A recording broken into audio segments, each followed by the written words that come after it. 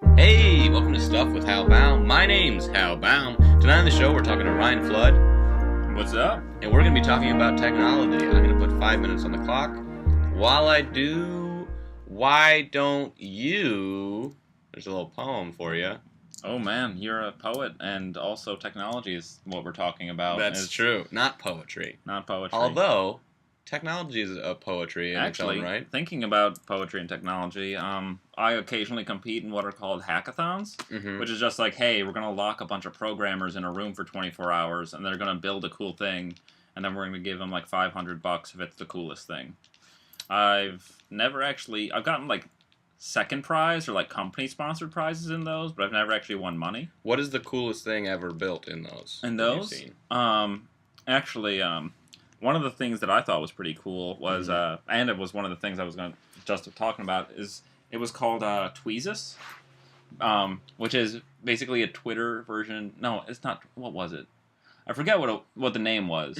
But they built a robot that it went through Twitter feeds, and it just picked tweets that rhymed. And then it made a rap out of it. That's cool. And then it would also play a beat, and it would actually do the it would match up the length of the tweet, and it would read it out to you, and it would match it up with the beat, so it was on beat. On beat. Oh wow! And it was actually really good. They ended up winning an award. Cool. That's very cool. I also won an award that year. I got flown out to New York for my idea. Wow. What was your idea? My idea was, actually, I'm pretty sorry that I just abandoned that idea after I did it. It was kind of like a search engine that would summarize things for you. So if you went and typed in, like, Chicago, it wouldn't give you links to Chicago. It'll say, hey, Chicago has, these are its sports team, the Bulls, the Bears. I see. These are its landmarks. And then it would be like, so Chicago is the third largest city in the United States. It's famous for its stockyards and all that great stuff. That's cool. That seems like it would take an exorbitant amount of information.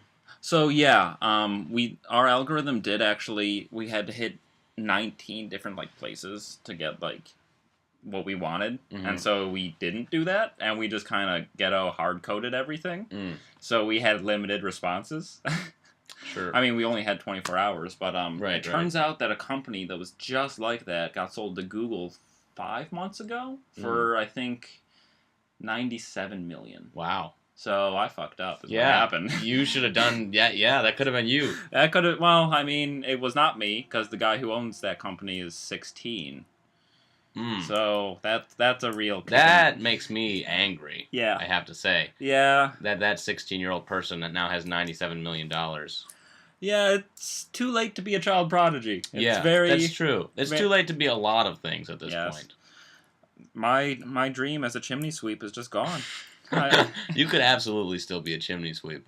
Where? Thick chimneyed areas. Thick chimneyed... Do those exist? I thought chimneys went out... Bolivia.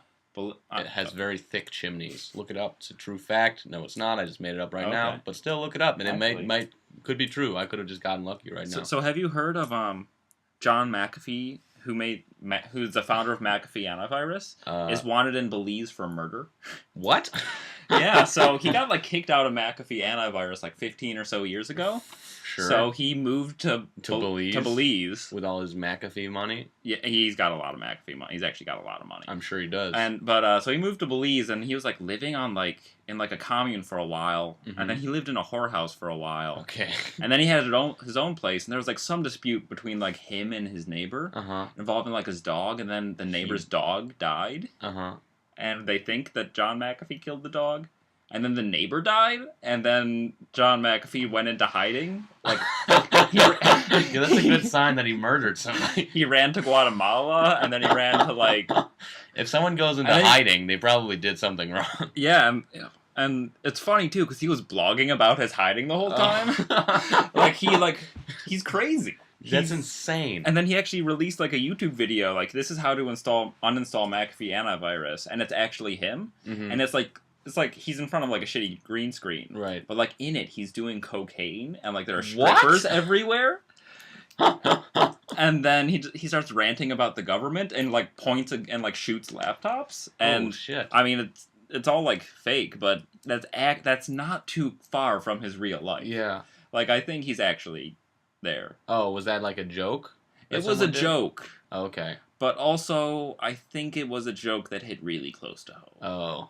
Because... I mean, when you live in a whorehouse and murder your neighbor over a dog, that's not far. That's not that's too far. That's a bad thing.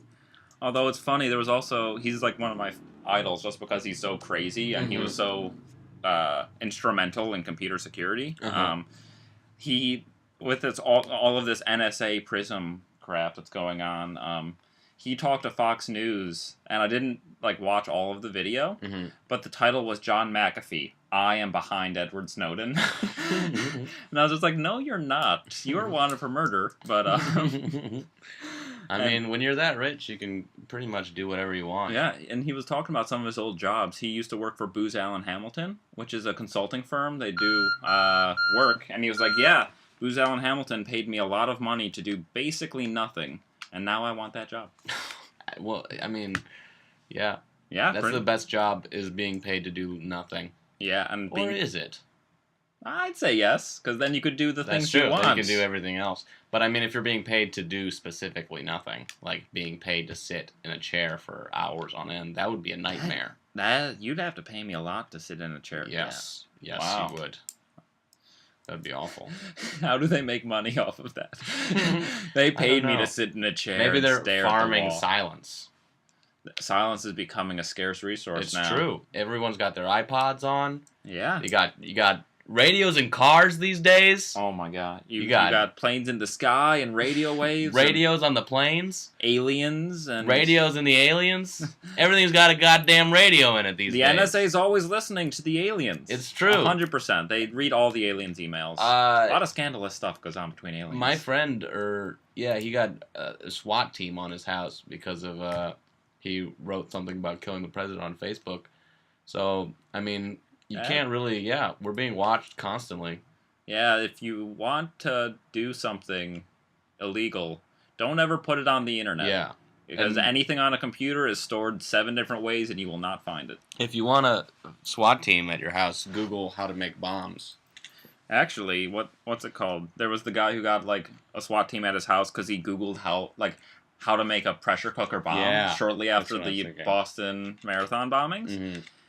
And then he got arrested, and while he was being detained, he asked the investigators they're like, hey, are you a terrorist? Blah blah blah. He's like, well, I was just curious on how it happened. Didn't you want to look it up? He's like, one of them was like, yeah, I did actually look up how to do it as well. There you go, folks. So yeah, anything on the internet is known by everyone. Yes. Be careful what you say on the internet. Be careful what you say in real life. Just watch your goddamn mouth, really. Because once you say something, it can't be unsaid. That's very true, you fucker. Well, this is the last time I'll be talking to Ryan Flood. But it was a nice conversation, so I think going out with majority, a bang. Yeah. That's been the whole show. Talking to Flood about technology, information, cool stuff. Robots are everywhere. Look out, you're gonna die. Robots are gonna kill us all.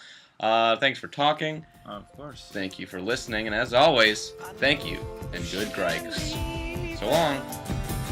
Oh, they don't believe